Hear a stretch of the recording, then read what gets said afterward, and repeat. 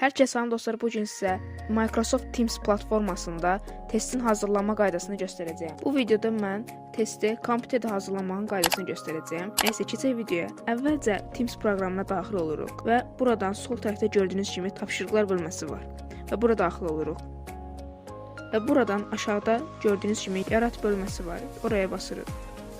Açılan bölmədə quiz seçirik. Burada biz sinifi təyin edirik, hansı sinifə test yazmaq istəyiriksə onu təyin edirik. Təyin edib aşağıdan növbəti bölməsinə basırsınız.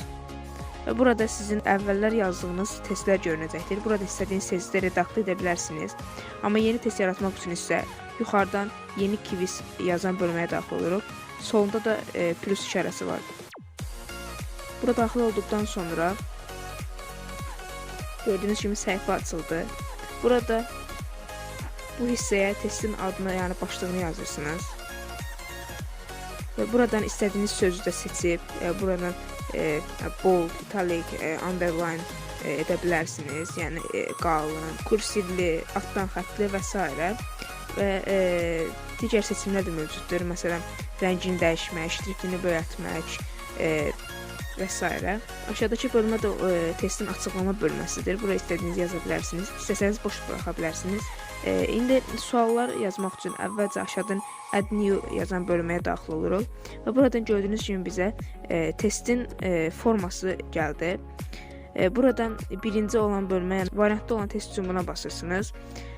Digəri var, məsələn, açıq sual deyə, açıq suallı testlər üçün ikinciyə, tarix olan var və s.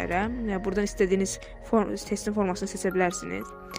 Buradan mən variantlı testi seçirəm. Buradan gördüyünüz kimi burada question yazan bölmə testin sualıdır. Burada sual yazırsınız. Və aşağıda olan 2 dənə bölmə isə cavablardır, yəni variantlardır. Sən bu A variantı deyə A variantı yazırıq. Sən 1, B variantı 2. Digər variantlar əlavə etmək üçün, yəni C variantı, D variantı əlavə etmək üçün aşağıdan add option bölməsinə daxil oluruq. Digər variant gəldi. Sən burada C yazırıq 3 və yenə edə bilərik. D variantı, Y variantı və s. digər variantlar da əlavə edə bilərik. Və burada sol tərəfdə variantın sol tərəfində gördüyünüz kimi bir doğru işarəsi vardır. Bu işarə nə deməkdir? Bu işarə o deməkdir ki, siz sualın doğru variantı hansıdırsa, onun qarşısında bu işarəyə basırsınız. Yəni onun düzgün cavab olduğunu təyin edirsiniz. Bu şəkildə gördüyünüz kimi doğru cavab məsələn B variantı təyin olundu.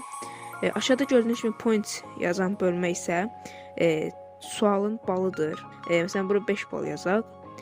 Sonra aşağıda olan 2 seçim isə sağ tərəfdə olan seçim o deməkdir ki, yəni şagird bu testi ötürmədən testi təhvil verə bilməz.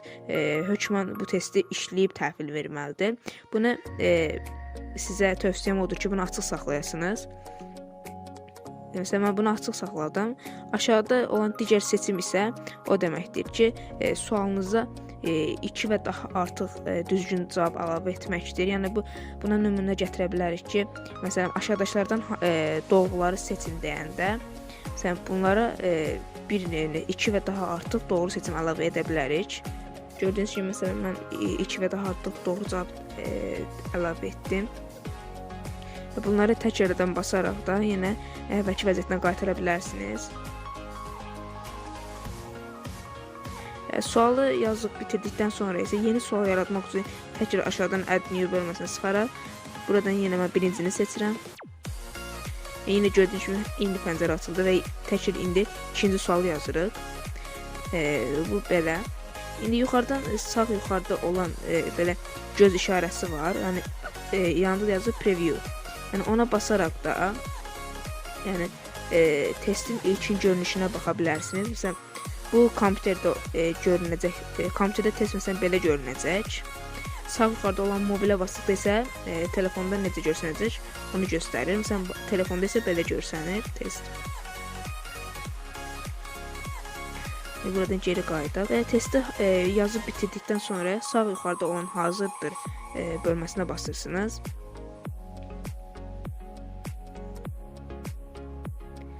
Burada bəzi ayarlar gəldi. Buradan yenə təkrardan testin başlığını dəyişə bilərsiniz. Burada sinifi dəyişə bilərsiniz burada da.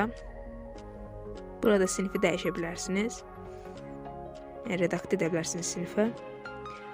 Sağ tərəfdə olan hissə isə burada bu hissə isə yəni tələbələr seçə bilərsiniz. Buranı bütün tələbələr olaraq qalsın.